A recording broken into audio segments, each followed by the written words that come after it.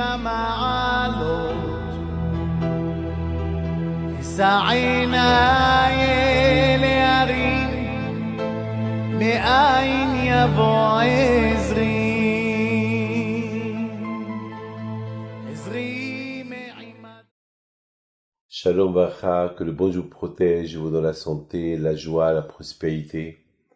Aujourd'hui, mes amis, je vous raconte une histoire que j'ai lue de Rabbi Yitzhak Zilberstein qu'il a raconté dans un de ses cours de Torah. Il raconte que il y avait un monsieur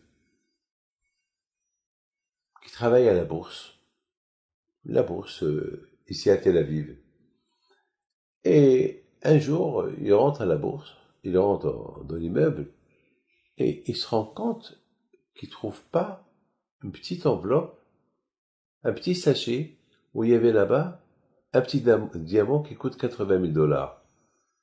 Il cherche, il retourne, il cherche, il le trouve pas.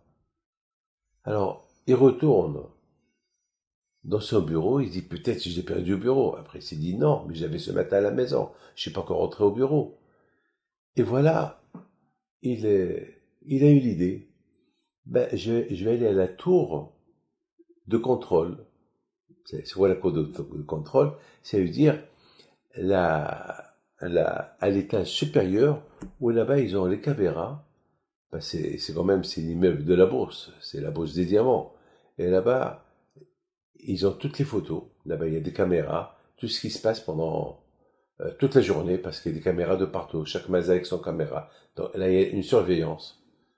Eux, 100%, ils ont vu, si je l'ai fait tomber ici, on va le voir. Et si quelqu'un l'a trouvé, on va le voir. Il est monté chez eux, il leur a dit ce qui s'est passé, ils ont dit pas de problème. Ils commencent à inspecter, à voir. Et hop, ils voient le monsieur qui arrive, lui, et il marche, et il a mis ses mains dans sa poche pour prendre les clés du magasin, et le petit sachet est tombé. Très bien. Et un quart d'heure plus tard, ou 5 minutes plus tard, ou 1 minute plus tard, il y a un monsieur qui passe, un monsieur connu de la bourse, qui a aussi un magasin, un monsieur important. Il trouve le sachet, il l'ouvre, waouh, un diamant. Il a compris qu'il a trouvé un diamant de $80,000, il le met dans sa poche et il continue. Maintenant, voilà, on sait qui l'a trouvé. Le directeur de la bourse, de l'immeuble, il appelle le monsieur en question. Oui, bonjour, ça va? Il y a un problème? Non, ça va, tout va bien, vous êtes content de votre bureau, ça va, bon, Hachem, tout va bien. Il y a un monsieur qui a perdu un sachet où il y avait là-bas un diamant. Vous n'avez pas trouvé? Il lui dit, quoi? Moi? Pourquoi moi? J'ai l'air d'un voleur. Je vais trouver un diamant de $80,000 et je vais pas le rendre. Mais moi, je suis riche. Je vends les diamants. Oui, je sais. Mais peut-être tu as oublié, peut-être tu as trouvé, tu as oublié que tu l'as trouvé. Tu me fais honte. C'est comme ça? Tu me parles? Un homme honorable comme moi, tu m'accuses que peut-être j'ai trouvé un diamant et que je ne l'ai pas rendu. Je vais laisser le monsieur en train de pleurer pour le diamant qu'il a pas perdu. Et le directeur, pendant 2 minutes, il essaye de le convaincre. Peut-être il a oublié. À un moment donné, le directeur de la bourse y voit. Il y a devant lui un monsieur têtu qui veut pas avouer qu'il a trouvé le diamant. Il dit, regarde, pam. Et là, le monsieur, il voit comment lui, il marche, il trouve le diamant, et il ouvre le sachet, il voit que personne ne le regarde, il le met dans sa poche et il continue. Alors, qu'est-ce que tu dis pour ça? Je suis désolé. Rabotaï, ce monsieur-là a été puni. Pendant 1 an et demi, il n'avait pas le droit de rentrer, exercer son travail, et il était obligé de payer une grosse somme d'amende. Mes amis, imaginez-vous la honte qu'il avait. Maintenant, il y a une question que Rab Zilber, Rabbi Yitzhak Zilberstein, il pose une question. Qu'est-ce qui va se passer après 120 ans? On est dans l'autre monde. On va nous poser des questions. T'as fait ça, t'as fait ça, t'as fait ça, t'as fait ça. L'autre monde, c'est pas un monde de mensonges. L'autre monde, c'est un monde de Emet. C'est pour ça qu'on appelle l'autre monde Olama Emet. Dans ce monde-là, on peut mentir.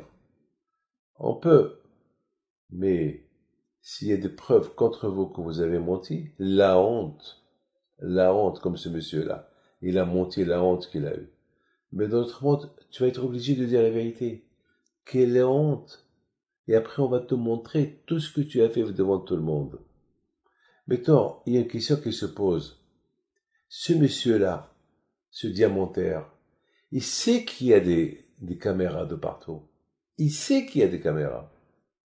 Il sait que ce qu'il a fait, il est vu. Mais comment il a menti? Ben, mes amis, c'est ça le Sahara. Le Sahara, il sait que tu sais que tu fais du mal et qu'on te voit. Mais le Sahara, il te dit, peut-être la caméra, elle est cassée. Peut-être t'as pas filmé. Allez, prends. Peut-être. Ça veut dire que peut-être la faute que tu as fait, la aberra que tu as fait, peut-être dans le ciel, on l'a pas vu. Peut-être ils sont occupés de voir un autre qu'il est en train de faire une aberra plus grande que toi. Le Tsara est très fort. Le Tsara, il est très, très, très fort.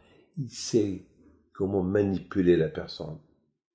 Lorsque on a un problème avec notre femme à la maison, pendant ce confinement-là, on sait très bien qu'en général, lorsqu'on est en guerre, on quitte la maison, on claque la porte et on s'en va.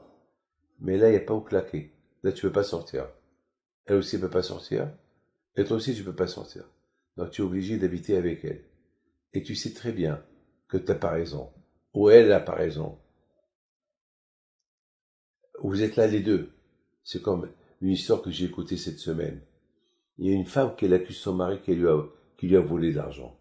Je lui dis, attends, au téléphone, c'est des gens que je connais.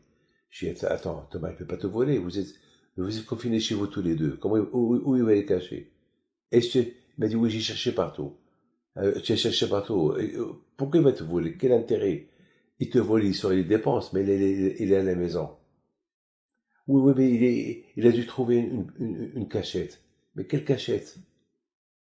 Arrête. À toi de te rappeler où tu les as mis. Effectivement, elle m'appelle plus tard pour me dire qu'elle les a trouvés. C'est elle qui les a mis dans les chaussettes, elle les a cachés. Alors je lui dis voilà. Ah, mais il y a un autre problème. Le mari lui a dit comment tu as de l'argent, tu les caches. C'est de mon argent, tu travailles. Tu travailles pas, pardon. Donc cet argent, il vient d'où? Mais elle lui dit l'argent que j'ai économisé. Ah oui, alors il lui dit tu te plains. Encore, ils ont commencé à se redisputer encore. Il faut pas cacher entre un couple. Il faut que tout se sache. On peut pas. Et à la fin, ça va se savoir. Alors, être open. Que le bon Dieu vous protège. Et n'oubliez pas une chose. Hachem, il voit tout. Il entend tout. Il sait tout. Que Dieu vous protège. אדוני ישמור לך מכל רע, ישמור את נפשך, אדוני ישמור צאתך ובואך מעתה